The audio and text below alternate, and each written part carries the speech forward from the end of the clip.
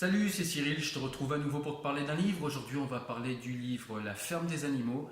C'est un livre de George Orwell. Donc, on avait déjà parlé de 1984 de George Orwell. Je te mets le lien en description si jamais tu as envie d'aller voir la vidéo. J'avais fait également une vidéo où j'avais un petit peu développé le concept de novlangue, parce que ça me paraissait intéressant. Donc, pareil, je t'ai mis tout ça dans la description. Je te laisse aller voir. En tout cas, nous maintenant, on est parti pour parler de la ferme des animaux. Allez, on y va. Donc dans ce livre, l'action se passe en Angleterre, dans la première partie du XXe siècle, et on est à la ferme du manoir qui est tenue par Monsieur Jones. Et donc dans cette ferme, on a un cochon qui s'appelle Sage l'Ancien, et Sage l'Ancien réunit tous les animaux.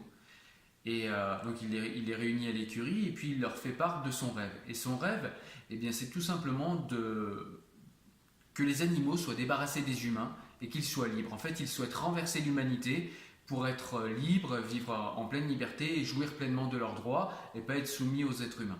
Et donc pour les motiver, il leur chante un chant révolutionnaire qui s'appelle Bête d'Angleterre que je vous laisserai découvrir dans le livre. Donc 3 jours plus tard, eh bien, Sage l'Ancien meurt, puisque c'était un ancien cochon. Voilà, comme son nom l'indique, il était plus tout jeune. Et donc on a 3 autres cochons qui vont reprendre le mouvement en main. Donc c'est Napoléon, Brice Baby et puis Boule de Neige. Voilà.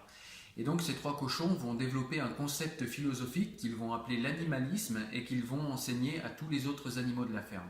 Donc un soir d'été dans le roman, le 21 juin en l'occurrence, Monsieur Jones, qui est alors propriétaire de la ferme, rentre et puis il est complètement saoul, il a fait la fête, et donc il oublie de nourrir les animaux. Et donc là, c'en est trop pour eux, et bien c'est à ce moment-là que va se déclencher la révolution. Donc ils vont chasser Monsieur Jones de sa propre ferme, et donc du coup les animaux vont prendre le contrôle de la ferme et puis se débrouiller tout seuls. Et donc il y a 2 cochons qui prennent la tête de cette révolution et qui prennent la tête du mouvement une fois que Monsieur Jones est chassé. Et donc ça va être Napoléon et Boule de Neige. Et Napoléon et Boule de Neige, souvent ils sont pas d'accord en fait.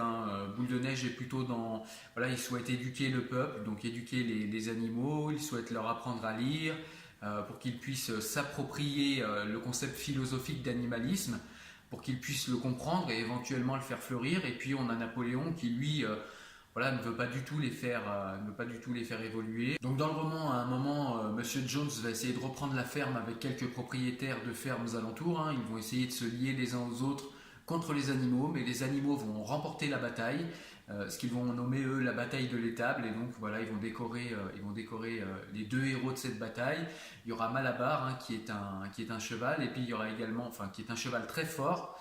C'est quand même important de le dire. Et puis il y aura Boule de Neige, le fameux Boule de Neige. Donc avec les nouvelles règles, les animaux, au lieu de travailler pour les êtres humains, officiellement ils travaillent pour eux-mêmes. Donc ils mettent beaucoup plus d'enthousiasme au travail, puisque là ils travaillent pour eux-mêmes. Donc voilà, et la vie va s'organiser comme ça pendant quelques temps. Et donc l'hiver va arriver et Boule de Neige va proposer la création d'un moulin pour avoir de l'électricité, pour se chauffer. Et puis voilà, le moulin peut servir également à stocker de la nourriture. Donc voilà, Boule de Neige va proposer ça, et puis que toutes les décisions seront prises par un comité de cochons et que lui-même est le chef de ce comité de cochons. Et donc il décide que finalement on va construire le moulin et qu'effectivement il faut le faire. Donc ce qui est important de dire à ce niveau-là du livre également, c'est que pendant la Révolution, ils ont mis en fait un espèce de, voilà, quelques commandements forts que les animaux appliqueront en fait dès qu'ils auront chassé les humains. Donc je vous les lis parce que je ne les connais pas par cœur. Donc on a tout 2 pattes est un ennemi, tout 4 pattes ou volatile un ami, nul animal ne portera de vêtements, nul animal ne dormira dans un lit, nul animal ne boira de l'alcool, nul animal ne tuera un autre animal, tous les animaux sont égaux. Donc c'était un petit peu des principes qui étaient contre ce qu'ils vivaient avant avec les êtres humains, qui eux tuaient des animaux, qui eux voilà, dormaient dans des lits, marchaient sur 2 pattes, buvaient de l'alcool, etc.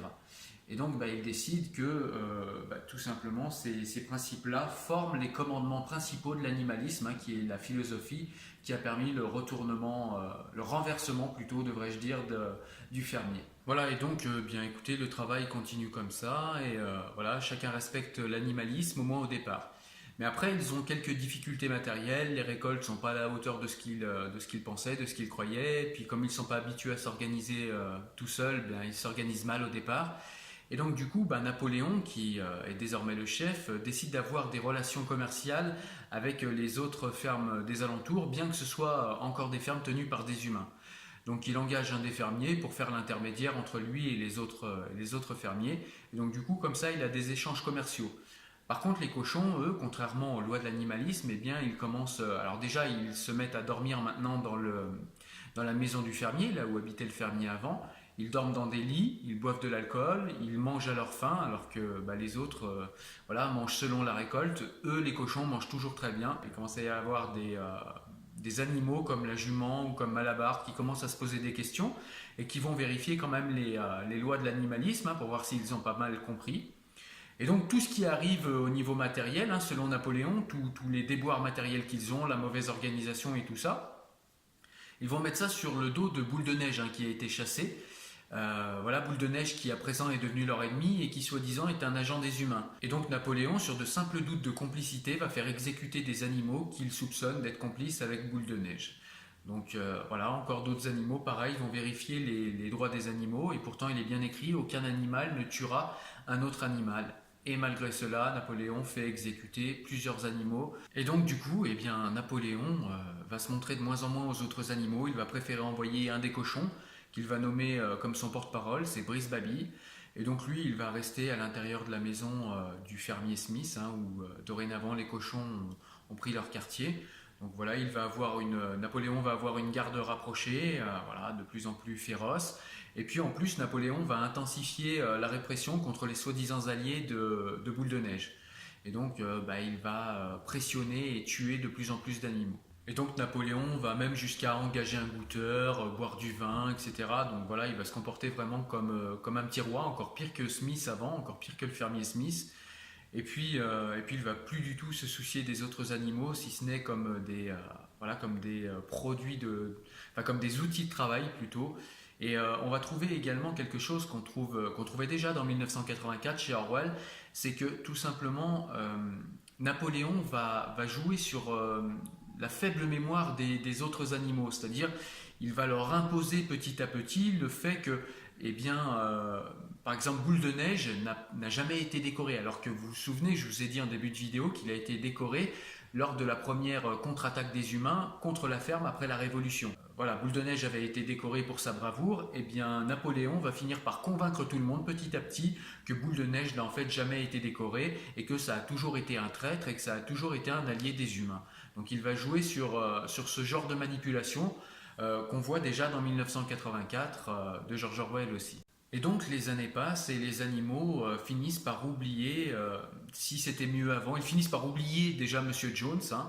Ils finissent par oublier le soulèvement qu'il y a eu. Ils finissent également par oublier si leurs conditions actuelles sont pires ou meilleures qu'avant.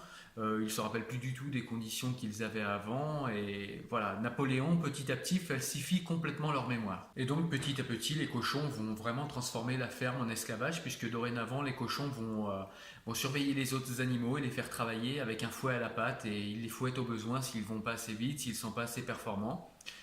Et donc un soir, les autres animaux écoutent beaucoup de bruit là où habitait Smith avant, hein, dans la maison du fermier. Et donc ils vont voir, et puis ils voient les cochons qui portent un toast voilà, à la ferme, à la réussite de la ferme. Ils portent un toast également à eux-mêmes, qui ont réussi à faire travailler des animaux encore plus durs qu'ils ne travaillaient avant, encore plus durs que quand ils étaient exploités par des humains. Et donc du coup, il a réussi à réduire les coûts de production, et donc du coup, il fait des affaires en faisant du commerce avec les fermiers des alentours. Au départ, c'était simplement pour combler leurs problèmes matériels, leurs problèmes d'organisation. Et maintenant, c'est tout simplement pour que ça leur rapporte. Et du coup, les cochons se vautrent et se goinfrent de luxe. Voilà donc dans les grandes lignes, voilà l'histoire, hein. Donc après, il y a plein de choses, plein de subtilités, plein de détails que je vous ai pas dit, et c'est fait exprès parce que le but c'est quand même d'aller lire le livre, hein, comme je vous le dis à chaque fois. Mais en tout cas, de quoi nous parle ce livre à travers cette histoire? Eh bien, il nous parle des déviances des révolutions. Il nous parle de ces révolutionnaires qui sont avec vous et qui, une fois la révolution accomplie, se mettent à vous asservir. Et c'est étrangement actuel. On se rappelle par exemple des printemps arabes, on peut se rappeler d'autres révolutions qui se sont passées comme ça. Et voilà, ce livre, moi personnellement, m'a fait comprendre que quand on veut initier une révolution avec quelqu'un, si toutefois on a besoin ou envie d'initier une révolution, il faut faire attention avec qui on initie cette révolution. Et surtout, il faut prendre soin, une fois que la révolution est faite, que le soulèvement est fait, et bien que les choses passent du moment de soulèvement à quelque chose de plus normal et que les concepts qui ont amené à ce soulèvement soient respectés après. Et on voit que on peut vite passer, si on ne fait pas attention lors d'un soulèvement, d'une condition qui était inacceptable à une condition qui est bien plus inacceptable encore. Alors que au départ on a fait une révolution tout simplement pour gagner plus de droits et pour avoir une vie meilleure. Voilà, comme tu l'as compris, j'ai beaucoup aimé ce livre. Alors pour moi c'est vraiment un livre majeur, au moins aussi majeur que 1984. La ferme des animaux, quand on écoute le titre comme ça sonne un petit peu comme voilà, une petite fable de La Fontaine ou voilà, un petit conte pour enfants ou quelque chose comme ça.